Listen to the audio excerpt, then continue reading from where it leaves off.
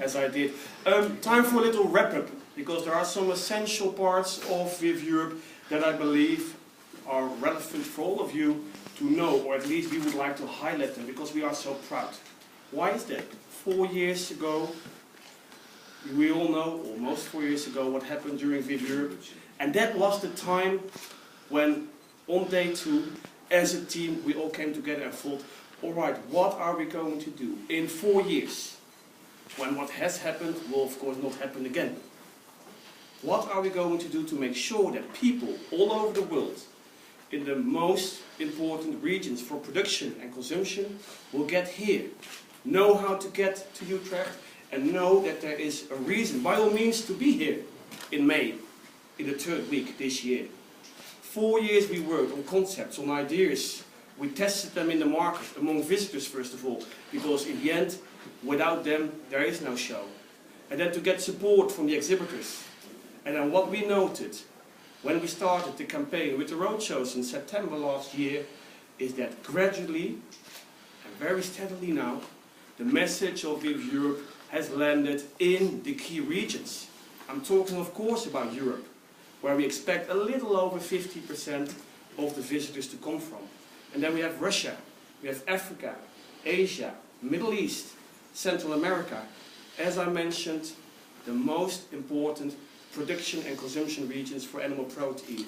We have set up cooperations because we were there already with VIV. Or we have launched new cooperations and ideas to make sure that we get, again, airtime to explain what we are going to do here and with the whole industry in Utrecht. If you consider the numbers for just what they are, but they are also relevant, we have more exhibitors than in 2010, which for us as an organization is very reassuring. We wanted, and we still want, and that's what we strive for, to create a trade show which is compact. You don't have to walk for ages to get from one end to the other, which is complete. 600 exhibitors, so you can see from feed to meat, throughout the full supply chain, all major players, game changers as we call them. Companies who add something special to our industry, an innovation, an idea, knowledge that sets the new directions. Where are we going to with our food production? Specifically meat, eggs, milk and fish. And what kind of technology are we going to use to get there? Those exhibitors will be in Utrecht all together, and we as V&U Exhibitions, part of Jaarbeurs, will do everything, and that is much, much more than we have ever done, to make sure that we create the best business ambience for you to do business, to have quality time, not with tens of thousands of visitors. We expect some 20,000, but they are very relevant, because together with you as suppliers, the game changers, with the introduction of new technologies, and the investors, the influencers, and the relevant network of traders, we can make a change. The changes that I think, and we all think, are necessary to make. And that platform we are going to organize. All together, we have been working very hard, and it's good to see today how hard you have been working, or start to work, on making VIV Europe such a success. The success we all need for the show to be after 2014, back in 2018, and to maintain sustainable growth of the exhibition as such, because that's what I feel it delivers, it requires, and it deserves. And for us, if we see with the coming exhibition what it holds for you, we are very, very confident that it can be so good. Probably the best VIV Europe that we have seen over the past 15 years, probably. The world has changed a lot. There is more of a need to physically meet, that's for sure. But not so many times in a year, but at relevant platforms.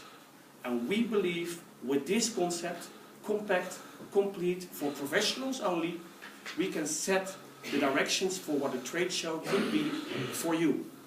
Some activities I would also like to highlight, because there is the exhibition itself, and we think 2 other dimensions are very relevant. We are in the Netherlands, which I feel is the best garden in the world to see what intensification, sustainable intensification, can do. And that it is relevant. Not that it always means that it is large scale, also small scale intensification can already do a lot for markets where large scale just doesn't do it, for various reasons. Sustainable intensification is the key theme of VIV Europe. And on Monday, May 19, the evening at Rabobank headquarters, we will have keynote addresses that typically focus on, in general, what does sustainable intensification do? How should we look at it? And why is that the answer we all need for our industry? And then throughout the show, you will see, and that's another dimension, a lot of conferences, seminars, where we make it specific. We look into the role of organic produce and how does that interact or conflict with sustainability, with intensification. Welfare, how does that come into practice and how can we relate that to sustainable intensification? What is the relationship we have between human beings and animals? Way back in history and today, because that is so relevant to understand today why we are focusing so much on welfare and how that interacts with intensification. A lot of themes, a lot of subjects that will be discussed, that we are developing with our loyal partners, as VIV on our own, and we're very proud that we have a full program with lots of such activities. And we go into the countryside. I mentioned the Netherlands is such a proof garden.